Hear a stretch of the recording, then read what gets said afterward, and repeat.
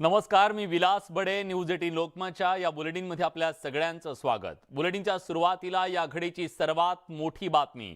गेली अनेक दशकं वर्षानुवर्ष रखडलेल्या बेळगाव सीमा प्रश्नाच्या संदर्भातली ही एक मोठी घडामोड. महाराष्ट्र राज्य स्थापनेपासून बेळगाव, निपाणी, बिदर, भालकीसह 865 गावांचा आज तागायत अविरत संघर्ष सुरू आहे. महाराष्ट्रात येण्यासाठी सीमा भागातल्या मराठी भाषिकांची अनेक आंदोलनं कर्नाटकी दंडुकेशाहीनं आजवर यशस्वी झालेली नव्हती. मात्र महाराष्ट्र कर्नाटक मधल्या या वादावर लवकरच तोडगा निघण्याची शक्यता निर्माण झाली आहे. पंतप्रधान नरेंद्र मोदींच्या सूचनेनुसार सीमा भागातल्या प्रश्नाबाबत 4 नोव्हेंबरला कोल्हापुरात व्यापक बैठक आयोजित करण्यात आली आहे.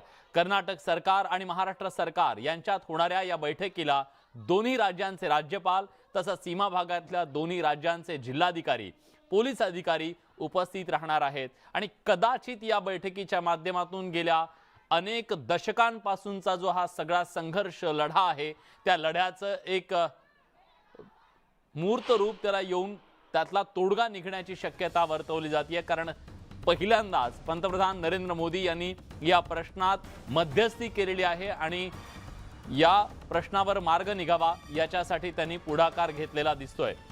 ज्ञानेश्वर साळोखे आपले प्रतिनिधी आता आपल्या सोबत आहेत. ज्ञानेश्वर, अनेक दशकांचा हा लढा आता या नव्या डेव्हलपमेंटच्या नंतर, या बैठकीच्या नंतर एक आशा निर्माण करणारा आहे का की हो, सीमा प्रश्नावर तोडगा निघू शकतो? खरं तर आतापर्यंत अशा पद्धतीची महाराष्ट्र आणि कर्नाटकाची व्यापक बैठक आणि संयुक्त बैठक कधीही झाली नव्हती. ती आता पंतप्रधान नरेंद्र मोदी यांच्या निमित्ताने किंवा त्यांच्या सूचनेनुसार का असताना होत असल्यामुळे हा प्रश्न आहे तो सुटेल अशा पद्धतीची आशा आहे ते दोन्ही बाजूने आता व्यक्त केली जाते. कारण आजच आहे तो बेळगावमध्ये काळा दिन पाळून कर्नाटक सरकारचा आहे तो निषेध व्यक्त केला होता. खरं तर 1956 पासून सीमावासीय महाराष्ट्रात येण्यासाठी आहे ते झडताना पाहायला मिळतात, लढा देताना पाहायला मिळतात. मात्र अद्यापही हा प्रश्न ज्वलंत आहे आणि अनेक लाट्या काट्या खाऊन हा प्रश्न आहे तो जिवंत या ठिकाणी सीमावासीयांनी ठेवलेला आहे. मात्र एकूणच आता या दोन्ही राज्यपालांच्या उपस्थितीत होणाऱ्या संयुक्त बैठकीच्या माध्यमातून तरी हा प्रश्न सुटेल का, किंवा निदान या प्रश्न जोपर्यंत सर्वोच्च न्यायालयामध्ये आहे तोपर्यंत इथल्या सीमावासियांना या ठिकाणी न्याय मिळेल का, किंवा हा समन्वयानं दोन्ही राज्य हा विषय हाताळतील का, असा एक तोडगा या निमित्तानं निघेल का, अशा या गोष्टीकडे आता संपूर्ण सीमावासियांचं आणि महाराष्ट्राचं लक्ष लागून राहिलेलं आहे. खरं तर दोन्ही राज्यपाल संयुक्तरित्या ही बैठक घेत असल्यामुळे स्वाभाविकच आहे ते दोन्ही या सीमा भागातल्या जिल्ह्यातले जिल्हाधिकारी, उच्चपदस्थ प्रशासकीय अधिकारी आणि पोलीस प्रशासन हे सगळे या बैठकीला उपस्थित राहणार आहेत. कोल्हापुरातल्या शिवाजी विद्यापीठमध्ये ही बैठक व्यापक स्वरूपात होणार आहे आणि या बैठकीच्या माध्यमातून सीमा भागातले अनेक प्रश्न सोडवण्याचा प्रयत्न आहे तो दोन्ही राज्यांच्याकडून होणार आहे. आलमट्टी धरणाचा फटका आहे तो कोल्हापूर आणि सांगलीला महापुराच्या निमित्तानं बसतो, त्याची उंची वाढवण्याचा प्रस्ताव सध्या कर्नाटक सरकारने पुढे आणलेला आहे. मात्र महाराष्ट्र सरकारने त्याला तीव्र असा विरोध दर्शवलेला आहे. कोल्हापूर सांगली जिल्ह्याने सुद्धा अशा पद्धतीची उंची वाढवू नये अशा पद्धतीची मागणी सुद्धा केलेली आहे आणि हा विषय सुद्धा प्रामुख्याने या बैठकीमध्ये पुढे असणार आहे. याशिवाय सीमा भागातून मोठ्या प्रमाणात हत्तींचा वावर आहे तो कोल्हापूर जिल्ह्यामध्ये होताना पाहायला मिळतोय आणि या हत्तींना कशा पद्धतीनं थोपवायचं, त्यांच्यावरती कशा पद्धतीनं प्रभावी उपाययोजना राबवायच्या, याच्या एकूणच चर्चा आहेत या बैठकीच्या निमित्तानं या ठिकाणी उपस्थित होणार आहेत. निश्चितच मनोहर किनीकर माझे आमदार आता आपल्या सोबत आहेत. मनोहरजी, हा लढा आजचा नाहीये. खरं तर एक आशा मावळत चाललेली होती सीमावासियांच्या मधली की किती दिवस आपण हे लढायचं, पण ती आशा पुन्हा एकदा निर्माण झाली आहे का या पुढाकाराच्या नंतर? 66 वर्ष आम्ही या प्रश्नाच्या सोडवणुकीसाठी लढायला लागलोय.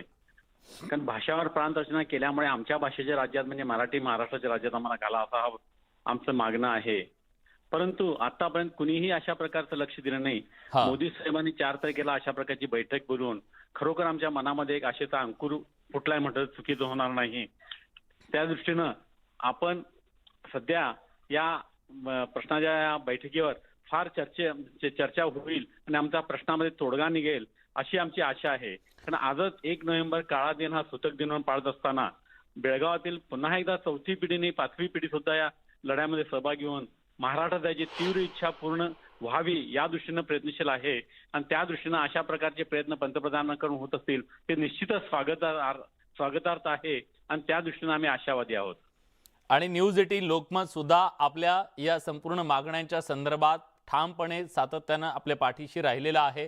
मराठी माणसाचा जो आवाज तिथं आतापर्यंत दडपण्याचा जेव्हा जेव्हा प्रयत्न झाला तेव्हा तेव्हा एक माध्यम म्हणून आपण आपल्या सोबत राहिलेलो आहोत. मराठी माणसाचा तो आवाज बनलेलो आहोत आणि शुभेच्छा की तुम्ही म्हणालात त्याप्रमाणे 4 दशक म्हणजे झाली 4 पिढ्या या आंदोलनामध्ये होत्या आणि या सगळ्या पिढ्यांच्या आंदोलनाचं हे फलित ठरू शकेल जर हा प्रश्न सुटला तर. आणि निश्चित महाराष्ट्रातल्या प्रत्येकाला आवडेल की आपल्या बांधवांना आपल्या सोबत सामावून घेताना. धन्यवाद तुम्ही न्यूज 18 लोकमतशी बोललात त्याबद्दल. यानंतरची मोठी बातमी महाराष्ट्राला दिलासा देणारी. टाटा समूह मिहानमध्ये आता गुंतवणूक करायला उत्सुक असल्याचं टाटा सन्सचे अध्यक्ष नटराज चंद्रशेखर यांनी केंद्रीय मंत्री नितीन गडकरींना पत्र पाठवून सांगितलंय. खुद्द मंत्री नितीन गडकरी यांनी टाटा सन्सचं हे पत्र ट्विट करून माहिती दिली आहे. केंद्रीय मंत्री नितीन गडकरी यांनी 7 ऑक्टोबर रोजी टाटा सन्सचे अध्यक्ष नटराज चंद्रशेखर यांना पत्र पाठवून नागपुरातील मिहान सेजमध्ये गुंतवणुकीची मोठी संधी असल्याचं सांगत त्याकडे लक्ष वेधलं होतं. त्यावर नटराज चंद्रशेखर यांनी पत्र लिहिलंय.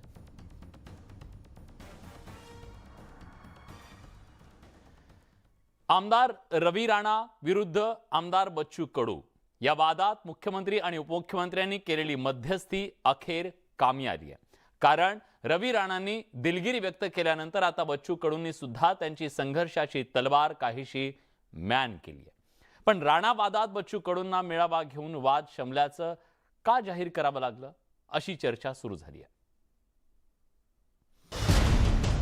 राणा बच्चू कडू वादात अखेर गोडवा. आमदार दुखले असेल, मंत्री दुखले असतील त्याबद्दल दिलगिरी सुद्धा मी व्यक्त करतो. पहिली चूक माफ, बच्चू कडूंची घोषणा. आपण 2 पावलं मागे घेतले, आम्ही 4 पावलं मागे घेऊ. आम्हाला विनाकारण ऊर्जा खतम करायची नाहीये. शिंदे फडणवीसांच्या मध्यस्थीचं यश. 3 महिन्यांपासून सुरू असलेला वाद अखेर शमला. एक वार प्रहार 10 तुकडे करण्याची ताकद आमच्यात आहे. शिंदे समर्थक आमदार आणि माजी मंत्री बच्चू कडू यांच्या मेळाव्यातील हे झुकेगा नहीचं बॅनर.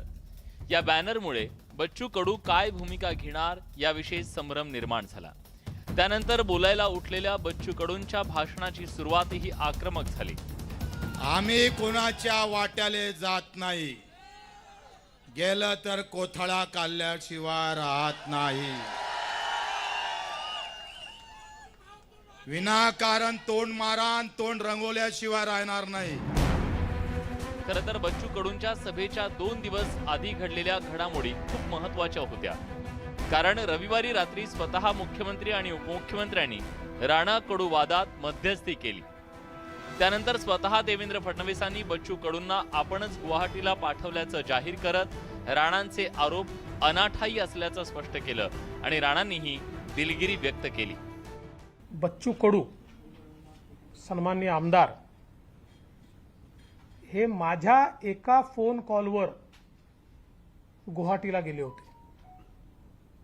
त्यांना मी स्वतः फोन केला आणि मी त्यांना सांगितलं की आम्हाला सरकार बनवायचं आहे, तुम्ही सोबत हव्या आणि आमची अशी इच्छा आहे की तुम्ही आमच्या ग्रुपमध्ये यावं. आणि माझ्या एका कॉलवर ते त्या ठिकाणी गुवाहाटीला गेले. तर कोणाचं मन दुखावलं असेल, कुठे एकनाथ शिंदेजी सोबत असलेले आमदार आहे, मंत्री आहे, त्यांच्यामध्ये गैरसमज झाला असेल तर मी माझे शब्द वापस घेऊन या ठिकाणी हा विषय संपवत आहे. आणि मला अपेक्षा आहे की बच्चू कडू सुद्धा जे त्यांनी अपशब्द वापरले ते सुद्धा वापस घेतील आणि माझ्या शब्दाबद्दल काही कोणाला आक्षेप असेल, कोणी आमदार दुखले असेल, मंत्री दुखले असतील त्याबद्दल दिलगिरी सुद्धा मी व्यक्त करेन. त्यामुळे राणांच्या माघारीनंतरही 2 दिवसांपासून आक्रमक बाणा दाखवणाऱ्या बच्चू कडूंच्या भाषणाची आक्रमक सुरुवात झाली खरी, पण कडूंची ही आक्रमकता केवळ प्रस्तावनाच ठरली. चूक आपल्या लक्षात आली, त्याची माफी मागितली, त्याबद्दल खरं तर पुन्हा आपले आभार मानतो. आपण 2 पावलं मागे घेतले, आम्ही 4 पावलं मागे घेऊ. आम्हाला विनाकारण ऊर्जा खतम करायची नाहीये, चांगल्या कामात ऊर्जा लावायची आहे. खरं तर राणांच्या प्रत्येक आरोपानंतर बच्चू कडू ही तात्काळ प्रत्युत्तर देत होते. पण राणांच्या माघारीनंतर मात्र बच्चू कडू लगेच रिॲक्ट झाले नाही. त्यासाठी त्यांनी जाहीर सभा घेतली. त्यांच्यावरच्या आरोपांचं खंडन करत स्पष्टीकरण द्यावं लागलं. त्यामुळे राणांच्या आरोपांनी नाही म्हणायला काही अंशी तरी बच्चू कडूंच्या प्रतिमेला धक्का बसला असं म्हटलं तर वावगं ठरणार नाही. अमरावतीहून संजय शेंडेसह bureau report, news 18 Lokmat. SRA घोटाळा प्रकरणी मुंबईच्या माजी महापौर किशोरी पेडणेकर चांगल्याच अडचणीत आल्यात.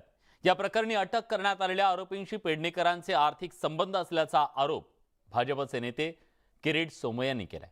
पाहूया या संदर्भातला स्पेशल रिपोर्ट. किशोरी पेडणेकरांच्या अडचणीत वाढ. किरीट सोमय्यांचा पेडणेकरांवर आरोप. एसआरए गैरव्यवहार प्रकरण भोवणार. मुंबईच्या गोमाता नगरमधील कथित एसआरए घोटाळा प्रकरणी मुंबईच्या माजी महापौर किशोरी पेडणेकर यांच्या अडचणी वाढल्याचं पाहायला मिळत आहे. मंगळवारी पुन्हा एकदा दादर पोलिसांनी त्यांची चौकशी केली, तर भाजप नेते किरीट सोमय्याही या प्रकरणी आक्रमक झाल्याचं आपण पाहतोय. आरोपी चंद्रकांत चव्हाण याच्याशी पेडणेकरांचे आर्थिक संबंध असल्याचा आरोप किरीट सोमय्यांनी केलाय. ह्या इथे पण दादर पोलीस स्टेशनच्या FIRचा संबंध येणार. तिथे किशोरीताई पेडणेकर आणि चंद्रकांत चव्हाणांनी मिळून लाखो लोक म्हणजे करोडोचा गोंधळ केला आहे. इथे पण तेच आहे. इथेही किशोरदार पेडणेकर 6वा मधला तळमधला ग्रेप केलं होतं. चंद्रकांत चव्हाणांनी पण यात ग्रेप केलेलं आहे. गोमाता नगरमधील एसआरए प्रकल्पात स्वस्तात घरं देण्याच्या नावाखाली फसवणूक केल्याप्रकरणी पोलिसांनी 4घांना अटक केली आहे. या आरोपींपैकी एका आरोपीशी पेडणेकरांचं व्हॉट्सअप चॅट समोर आल्याचं पोलीस सूत्रांनी सांगितलंय. दरम्यान सोमय्यांनी मंगळवारी चंद्रकांत चव्हाण राहत असलेल्या घराची पाहणी केली. या प्रकरणी आपल्याकडे आणखी काही गोपनीय माहिती असल्याचा दावा सोमय्यांनी केलाय. तर किशोरी पेडणेकरांनी सोमय्यांचे सगळेच आरोप फेटाळून लावले. कर नाही त्याला डर कशाला, अशी जी म्हण आहे ती मी कायम ठेवली आहे. मी आले 2.5 तास पोलिसांची चौकशी, तुमच्या घड्याळात 2.5 तास नक्की झाले, पण बराच वेळ आमच्या आधी गप्पांमध्येच वेळ गेला. आणि त्याच्यानंतर जे प्रश्न विचारले त्या प्रश्नाचे मला माहीत असलेले उत्तर मी दिली आहे. त्यामुळे ज्या पद्धतीने हे रंगवलं जातंय त्याच्यातलं 10% पण खरं नाही. गोमाता नगर एसआरए घोटाळा प्रकरणी जून महिन्यात दादर पोलीस ठाण्यात गुन्हा दाखल करण्यात आला होता. त्यावेळी या गुन्ह्यात किशोरी पेडणेकरांचं नाव नव्हतं. मात्र राज्यात सत्तांतरानंतर तपासाची चक्र फिरली आणि पेडणेकर चौकशीच्या फेऱ्यात अडकले. आता मात्र या प्रकरणावरून सोमय्या विरुद्ध पेडणेकर असा राजकीय सामना रंगल्याचं पाहायला मिळत आहे. Bureau report, news 18 Lokmat. राज्यात सध्या प्रकल्पांवरून सत्ताधारी आणि विरोधकांमध्ये चांगलंच राजकारण रंगलंय. ठाकरे पक्षाकडून सातत्यानं सत्ताधाऱ्यांना टार्गेट करण्यात येत असताना या प्रकल्पांवर आता राज्य सरकार महिन्याभरात श्वेतपत्रिका काढणार असल्याचं उद्योगमंत्री उदय सामंत यांनी सांगितलंय. तसंच तत्कालीन महाविकास आघाडी सरकारवरही ताशेरे ओढलेत. तसंच कोकणातल्या रखडलेल्या रिफायनरीवरून सवाल उपस्थित करताना उद्धव ठाकरेंना भूमिका स्पष्ट करण्याची देखील मागणी केली आहे. की वेदांता फॉस्कॉन असेल, एअरबस असेल, सॅफरन असेल, सिनार्मस असेल, ह्याची खरी वस्तुस्थिती महाराष्ट्रासमोर आणण्यासाठी आम्ही येत्या महिन्याभरामध्ये या सगळ्या प्रकल्पांच्या बाबतची एक श्वेतपत्रिका जाहीर करणार आहोत. नक्की महाराष्ट्र शासनानं, उद्योग विभागानं, MIDCनं फॉरेनच्या कंपनींबरोबर केलेला पत्रव्यवहार असेल, दाऊदसारख्या ठिकाणी झालेल्या बैठका असतील, आणि या बैठका झाल्यानंतर याचं नक्की रेकॉर्ड MIDCकडे आणि उद्योग विभागाकडे किती आहे याचा पुरावा आम्ही श्वेतपत्रिकेतनं अख्ख्या महाराष्ट्राला आणि विशेषतः युवा पिढीला देणार आहोत.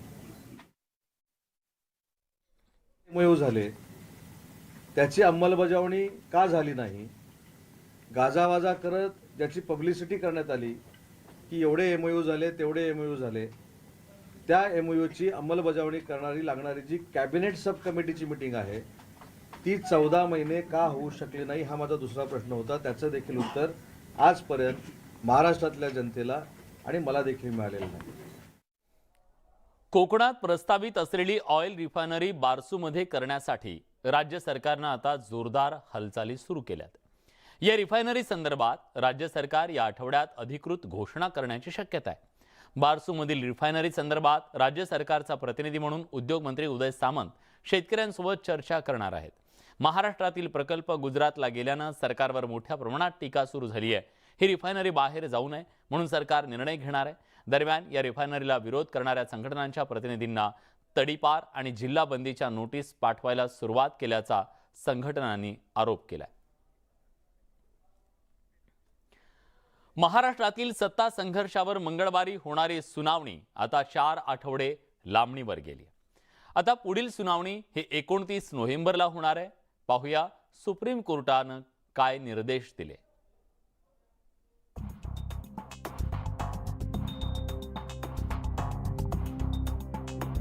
सत्ता संघर्षाची सुनावणी 4 आठवडे लांबणीवर. सुप्रीम कोर्टाने दिले महत्त्वाचे निर्देश. आता पुढे काय होणार? संपूर्ण राजकीय वर्तुळाला उत्सुकता लागून राहिलेल्या महाराष्ट्रातल्या सत्ता संघर्षाची सर्वोच्च न्यायालयातली सुनावणी आता पुन्हा एकदा लांबणीवर पडली आहे. सुनावणीमध्ये घटनापीठानं दोन्ही पक्षकारांना लिखित बाजू मांडण्यास सांगितलंय. यासाठी सर्वोच्च न्यायालयानं पक्षकारांना 4 आठवड्यांची मुदत देऊ केली आहे. त्यानंतर आता 29 नोव्हेंबरला या प्रकरणाची सुनावणी होणार आहे. ही सुनावणी शिंदे फडणवीस सरकारच्या दृष्टीनं निर्णायक ठरण्याची शक्यता आहे. दोन्ही पक्षकारांना लिखित माहिती देण्याचे निर्देश. दोन्ही बाजूंनी एकत्रितपणे संयुक्तपणे आपले मुद्दे सादर करावे. दोन्ही पक्षकारांचे कनिष्ठ वकील बाजू मांडू शकतात. दोन्ही बाजूंनी संयुक्तपणे बैठक घेऊन मुद्दे ठरवावेत. मुद्दे हे मोजकेच असावेत. कोणत्या मुद्द्यावर कोणते वकील युक्तिवाद करतील हे निश्चित करावं, जेणेकरून युक्तिवाद करताना सारखे तेच मुद्दे येणार नाहीत. हे सगळं बीएमसी आणि ज्या काही लोकल बॉडीज इलेक्शन्स आहेत महाराष्ट्रामध्ये त्यापूर्वीच याचा निकाल लागला पाहिजे असा आग्रही मागणी आमची आहे. आम्ही त्याबद्दल हे करतोय, कारण ज्या गोष्टी ज्या पद्धतीनं आमच्या वकिलांनी मांडलेल्या आहेत त्या सुस्पष्ट आहेत आणि त्याबद्दलची वक्तव्यसुद्धा किंवा ऑब्झर्वेशनसुद्धा मागील काही याच्यामध्ये माननीय सर्वोच्च न्यायालयाने टिप्पणी म्हणून का होईना पण तशा प्रकारच्या गोष्टी अधोरेखित केलेल्या आहेत. 4 आठवड्यात लिखित बाजू मांडावी लागणार. त्यानंतर सुप्रीम कोर्ट सुनावणीची तारीख निश्चित करणार. ही सुनावणी 16 डिसेंबर आधी होणं आवश्यक, अन्यथा नव्या वर्षात ही सुनावणी होईल. 16 डिसेंबर नंतर कोर्टाला ख्रिसमसची सुट्टी.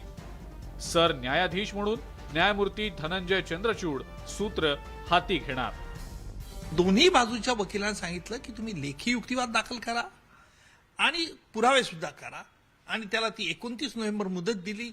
ही त्यांना डेडलाईन दिलेली आहे आणि एकदा ते संपल्यानंतर तिथे फ्रीज झाल्यानंतर सर्वोच्च न्यायालय घटनेच्या आधारे यावरती निर्णय देईल.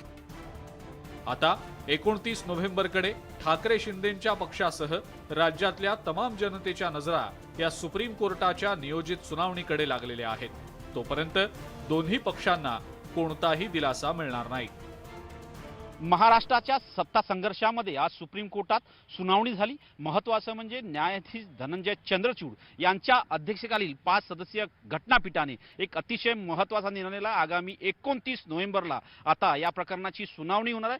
सोबतच सर्व याचिकाकर्त्यांना आपलं लेखी प्रतिज्ञापत्र देखील 29 नोव्हेंबरपर्यंत सादर करायचं आणि सोबतच यामध्ये कुठल्या कुठल्या मुद्द्यांवरती युक्तिवाद करायचा हे देखील 29 नोव्हेंबरपर्यंत निश्चित होणार आहे. त्यामुळे आता महाराष्ट्राच्या सत्ता संघर्षाची सुनावणी 29 नोव्हेंबरनंतर कुठली दिशा घेते हे पाहणं महत्त्वाचं ठरणार आहे. नवी दिल्लीहून व्हिडिओ जर्नलिस्ट राजेशसह प्रशांत नामदास, न्यूज 18 लोकमत. महाराष्ट्राची खबरबात या बुलेटिनमध्ये आपण एक छोटासा ब्रेक घेतोय. ब्रेकनंतर इतर काही महत्त्वाच्या घडामोडी. कुठे जाऊ नका, पहा फक्त न्यूज 18 लोकमत.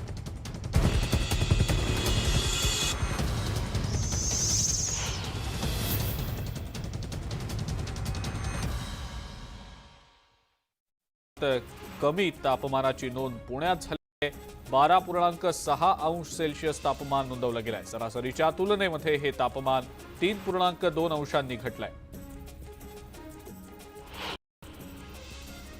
10 दिवसांनंतर नाशिक बाजार समितीचं कामकाज नियमितपणे सुरू झालंय. कांदा उत्पादकांना काहीसा दिलासा मिळालाय. पहिल्याच दिवशी नाशिक आणि लासलगाव बाजार समित्यांमध्ये कांद्याच्या दरानं 700 रुपयांनी उसळी घेतली आहे.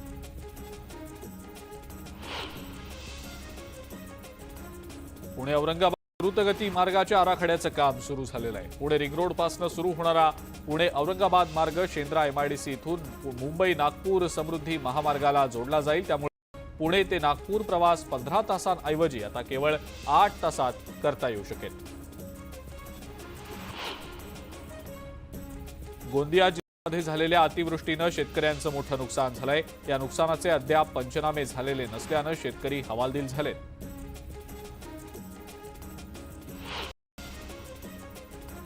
अकोट कृषी उत्पन्न बाजार समितीमध्ये या हंगामातल्या कापूस खरेदीला सुरुवात झाली आहे. कापूस खरेदीच्या पहिल्या दिवशी कापसाला 9,111 प्रति क्विंटल दर मिळालाय. यावेळेला शेतकऱ्यांना दुपट्टा टोपी घालून त्यांचा सन्मान करण्यात आला.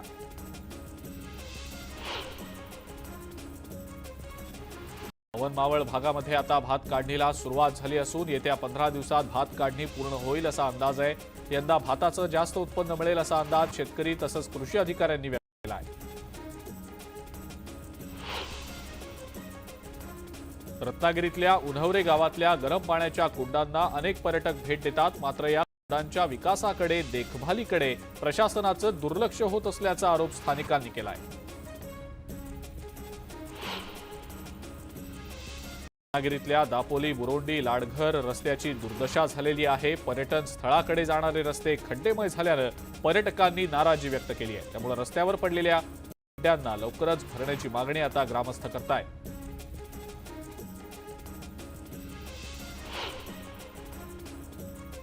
गोंदियाच्या गणेशनगर परिसरात कचऱ्याच्या ढिगामुळे सगळीकडे दुर्गंधी पसरत असल्यानं स्थानिकांना त्रास सहन करावा लागतोय. संतप्त स्थानिक आंदोलनाच्या पवित्र्यात आहेत. कचरा यार्ड इतरत्र हलवावा आणि कचऱ्यावर प्रक्रिया करावी अशी मागणी स्थानिकांनी केली आहे.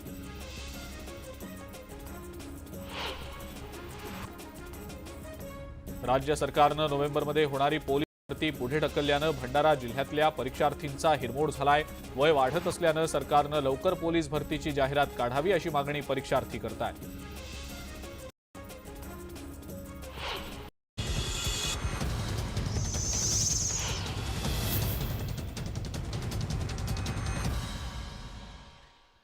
ब्रेकनंतर तुमचं पुन्हा एकदा स्वागत. बातमी BDD चाळी संदर्भातली आहे. मुंबईतील BDD चाळ पुनर्विकासाचा आज उपमुख्यमंत्री देवेंद्र फडणवीसांनी आढावा घेतला. या पुनर्विकासात एकूण 195 चाळी मिळून 15,593 सदनिका निर्माण होणार आहेत. यापैकी वरळी इथल्या BDD चाळीचं पुनर्विकास काम सुरू झालं असून नायगाव इथल्या BDD चाळींसाठी 1 जानेवारी 2023चा मुहूर्त निश्चित करण्यात आलाय. दरम्यान पात्रतेचे निकष तातडीनं निकाली काढा आणि जी तारीख ठरवाल त्या तारखेपर्यंत निर्णय झाले पाहिजेत असे निर्देश उपमुख्यमंत्र्यांनी दिले. याशिवाय पोलिसांच्या घरांचा देखील त्यांनी आढावा घेतला.